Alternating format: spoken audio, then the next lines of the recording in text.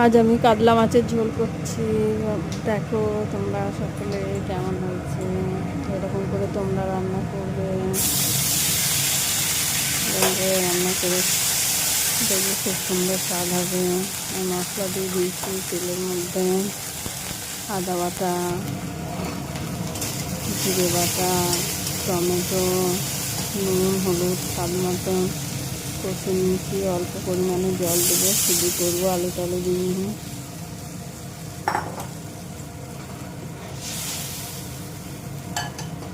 কিছু সময়ের জন্য ফুটতে দিলাম, ফুটে গেছে। একটু ভাজা মাছগুলো দিয়ে দেবো, তারপর কিছু সময় জাল হতে দেবো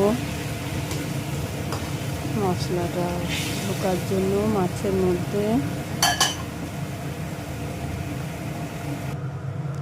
আর এদিকে না করেছি আমি ভাত করেছি, তার সাথে ডাল করেছি, সেদ্ধ ডাল সবজি দিয়ে, শাক ভাজা করেছি, ফুলকপি আলুর তরকারি করেছি, সজনে ফুলের ঝাল করেছি, আর এই যে পেঁপে আলুর তরকারি করেছি, আর এই যে আমার কাতলা মাছের মশলা দিয়ে তরকারি।